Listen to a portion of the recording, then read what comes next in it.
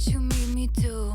Look what you made me do. Look what you just made me do. Look what you just made me. Ooh. What's up, everybody, and welcome back. Today is Swift Sunday. Unless you're watching on Patreon. On Patreon, you guys get it early.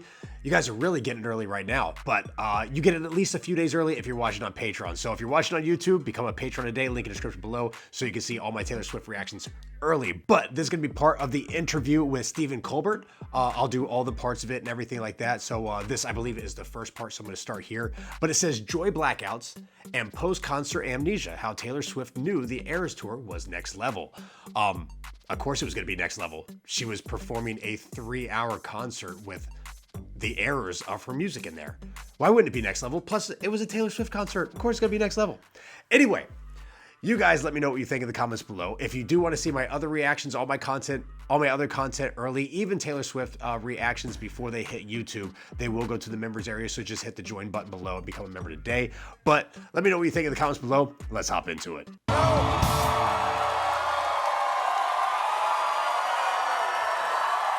She always has like an amazing outfit on. She really does.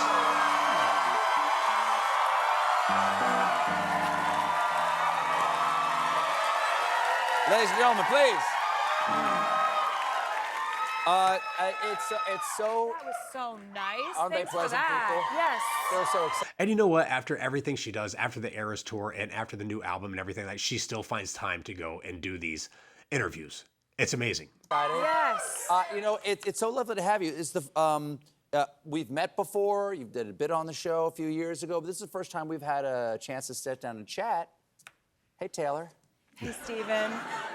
I imagine this is what it felt like when the Beatles came into the Ed Sullivan Theater in 1964. I don't know. I think they had a whole thing going. Do you They know did. what I mean? They had a But good that sound. was so nice and so wonderful, and you've been so supportive over the years. You've just like, even very early in my career, you would just say the nicest things. You're so supportive of people. You're so passionate about what you do. It's a joy to get to watch you, and a real honor to get to actually sit here. So thanks that's for having so lovely. me. Thank you so much. She's so respectful and It's so our nice. She honor really is. to have you here. Thank We're you. longtime fans, and I'm so glad we could do this. Okay, your fans move mountains for you, almost literally. I love this headline. Seattle Yeah, Swifties I knew he was gonna say that. match 2.3 magnitude earthquake at Taylor Swift Eras Tour. Man. Your it's fans registered on a lit- Richter scale. It's off the That's charts. insane. I'm curious when you're performing to like an earthquake. Yeah, at the show in Miami, it was deafening. There was a point in the show, and I believe that's the point in the show where everybody tries to get as loud as they can, where it was so loud that it's like there was no noise. Like you couldn't hear anything. It was so loud you couldn't hear nothing. It was crazy. Like that. Do you feel that on stage? Yes, it's insane. The entire tour, there were these just sort of out of control, out of body experiences we would have on stage. And I've had the same band. Most of my band has been with me since I was 16 years old. And we just kind of look at each other and be like, this isn't normal. It's not normal. And so it was really just the most special, phenomenal feeling every single night being on that tour. And I'm really glad we get to relive Yeah, it because that's we have this concert film and docuseries coming out on the 12th about the Eras Tour. Well, I want to get to that. Your Eras Tour wrapped almost 1 year ago. Yeah. I need a little advice. I've been hosting a late night show for 21 years. I've got 6 months left here, approximately. Any advice on what to do? Because you have to come down from a 2-year tour like that.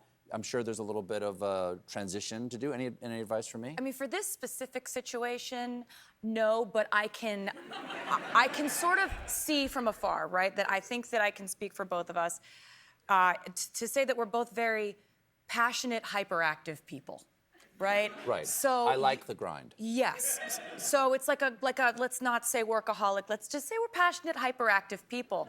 Works. We're work opportunists. We like it, right? And so it's like, I think that when I take time off, it's always just like, I can't slow down the fact that I need to get up and do a lot of things today, but I can change what those things are. Like, I can figure out how to like chill out, but I'm never gonna be a chill person. So you're gonna chill. You're gonna chill out with So intention what and you very can do hard. is like I became like I'm bread girl now. Like I like Yeah. I'm like I've got or I'm like oh, you know, this isn't gonna cross stitch itself. Do you know what I mean? Like yeah. where I'm like it's just sort of like hobbies are kind of incredible and you love to do a million things to prepare for this and you give everything to the people that watch your show and like you can give that to your friends and family, your community. But my friends and family don't chant my name, Taylor. You talked about the new documentary.